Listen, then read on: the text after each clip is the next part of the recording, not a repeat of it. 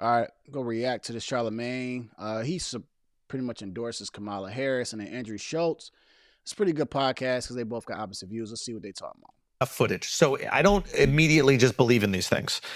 I still need for her to convince me that she's worthy of running this country. I'm with you. I'm not listen, but that's the whole point. I know I'm Trump with is. you. That's the whole. That's the whole point of campaigning. But I need her to convince me. That's the whole point of campaigning. So, like, you're absolutely right. She got to go out there and earn people's votes. And the way that she can do that is not only charming the people, because that is very effective, obviously, but like, tell us what you want to do. Tell us what you believe in and tell us what you're going to execute. Now, and by the way, I'm basing this off an agenda she had in 2020. Right. 2024, I don't, you know, I still know some of her agenda, but I don't know what her future plans are. You know what I mean?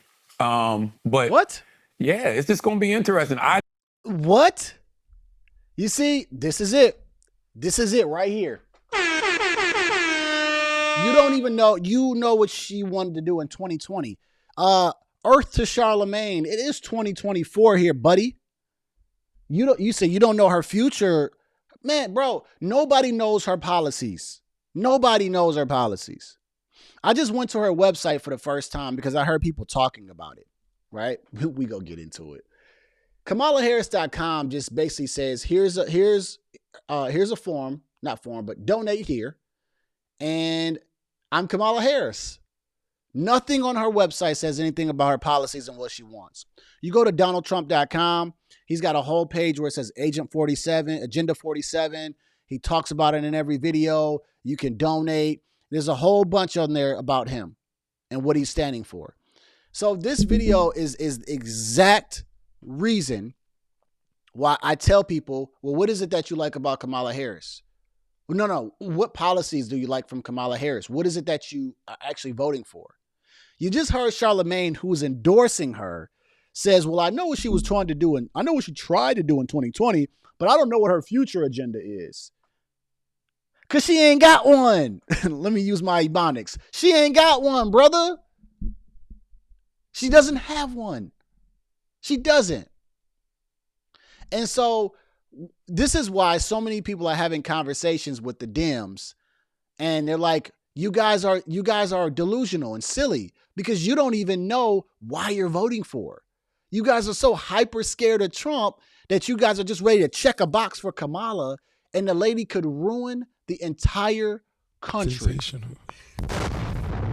But because you're scared of one man, which y'all shouldn't be scared of people, y'all like, oh, I'm just going to go ahead and vote for Kamala. I'm with her. You don't even know what she wants to do. For real. I've heard other people say this that says, well, I don't know her policies yet. I'm waiting for her policies and this and that. But they've already committed to her. They've already committed to pretty much giving the vote to her. So a person who's endorsing her, this is how dumb Charlamagne is. Like, I'm sorry, like Charlamagne has some very dumb takes, right? And a man who's endorsing her, because he knows her personally and all this, you're endorsing her as a candidate, but you also sit up there and say, well, I also don't know what her future agenda is going to be for the United States. That's the part of politics, is policies. Say it with me. Politics, policies. See how that kind of works there? It's not politics, personalities. That's not what we're voting for. Doug, am I in a different world like Dwayne Wayne or something right now? Sensational. Because I just really feel that like this can't be serious, where people are so hyperly scared of one man that they're literally willing to throw this country to hell for Kamala Harris. For real. You guys are willing to throw this country away. You already seen what Joe Biden has done, right? Joe Biden was damn near about to lose the entire race. Trump did beat Biden, so we will establish that right here. Whenever you do something to your opponent that forces them to quit and drop out, you beat them, all right? I don't care what the media tries to portray. But you already understand that Joe Biden's policies are failing, and the vice president, who barely did anything, comes right up behind him to represent him on behalf of the party, and her policies are worse than his.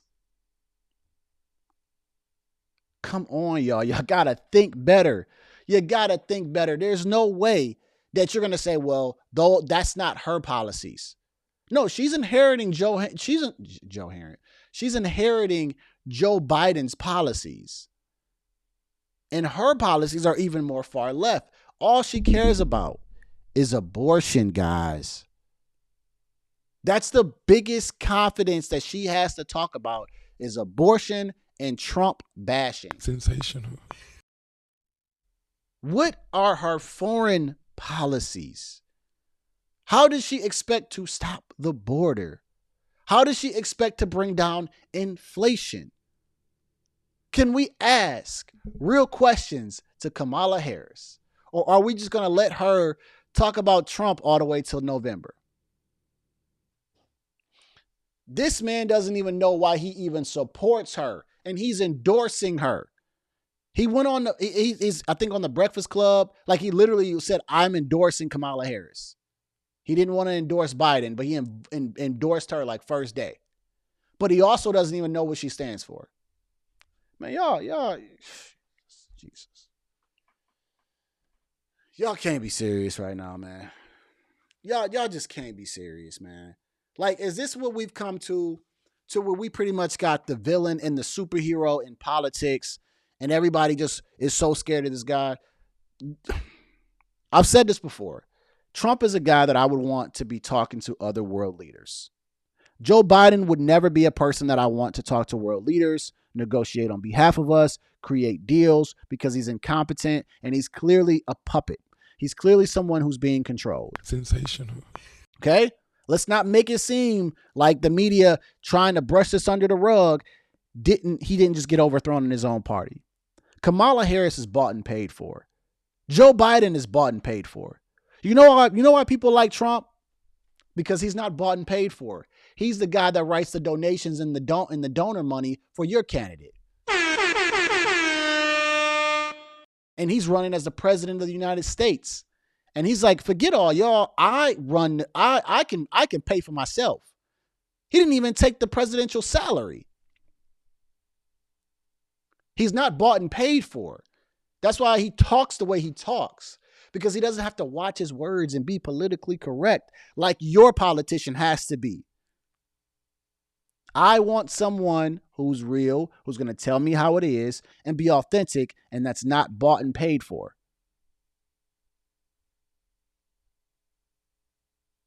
I don't need you to talk to me politically correct. I need you to tell me how it is. So when Trump said that some of our schools, meaning the black community, are bad, well, some of them are. In the inner cities, Detroit Public Schools, where is Detroit Public Schools, right? Like, they've torn down so many elementaries. People have had to find other places to go for their children. There's like Detroit Public Schools, from what I know from years ago, was bad. So is he lying about that? It's just the way that the delivery comes across that people don't like, because we live in such a sensitive world. Let me bring this back. Peel the layers back and talk about this. If you don't know something about a person, but you're advocating for that person, you're misinformed. Because you could be representing someone that totally has the worst interest for this country. But you're speaking up on behalf of her because you think that she's a woman, she's a woman of color, and I just want this and that, and she's not Trump, so I'm going to vote for her. But meanwhile, she could really be having an agenda that could totally ruins this country. And you know what I don't understand about people? Because I think people are just a glutton for punishment. Just like Joe Biden got up in there, and all of a sudden now y'all complaining about inflation. Y'all complaining about gas prices and groceries. And and then the people out there in them cities where migrants are running rampant, they're complaining about the fact that they're sleeping, in the airports, or they were at the police stations in New York City and Chicago. And you're mad because now their children are going to your schools. But you voted for this. Sensational. Out in California, they're saying they got these homeless, these migrant shelters. And they're like, well, we just don't want them all to be packed in just the one migrant shelter. If they could just spread them out. No, that's what you voted for. And that's why they're taking your resources. Y'all vote them in, and then y'all complain later about the stuff that they have implemented. Joe Border. I should call him Joe Border. I should call Joe Biden Joe Biden Border. Joe Border Biden. There we go. Joe Border Biden. That's got a good ring to it. Sometimes you just think about things on the fly. Joe Border Biden told you, I will not build an ounce of the wall anymore. We won't touch the wall. And then also back in January of 2024, the United States Supreme Court or somebody, I got to research that, they sued Texas because they tried to put like wire or some type of wire on the wall to stop migrants from coming through. And they got sued to take it down. So they wanted the borders. Joe Border Biden wanted open borders. Guess who supports the open borders? Kamala Harris. Sorry, I called her by her married name. Kamala Harris wants open borders. Like, y'all don't understand the finesse job. Like, y'all don't ever feel finesse. Like, y'all don't think that the election year is like a contract year for athletes, right? And so what athletes do in contract year is they do the best that they can do. They slack off for all those years, and contract year they just step up all of a sudden. They got, career high numbers because they're chasing the bag. And what they do in election year is they try to start passing things that they've been sitting on for 3 years. Like the bipartisan border bill, which we will talk into that in a second because there was so much more in that bill than just the border. But they'll try to pass that along and say, well, look, we got it under control now, even though we haven't for 3 years and have known that. Oh, we're going to try to get an interest rate cut here in September and blah, blah, blah. Like, so we can say that we did it this year. Why weren't you doing this for 3 other years? What is Kamala Harris's agenda and policies? I think, and here's my bold prediction here. When we start getting to policy-based questions, I've said this before, with Kamala Harris, I think this is where the problem will be. Because even in 2020, like Mr. Charlamagne mentioned, she got destroyed by Tulsi Gabbard. When they start asking her policy questions, like even on the ABC interview with Lester Holt, I think that's his name, she struggled. Whenever she has to talk about business policies, she doesn't do well. She does not do well. So once we start asking her, she's going to have to answer policy questions. She's not going to go this next, I think it's 90 something days, skating by with Trump bashing. She's going to have to answer policy questions. And that, my friends, is where the news clips and the hot clips are going to be on Kamala Harris. Because if she can't answer them, or she's too far left, or people are going to start saying, oh man, I don't know if I should really vote for her now.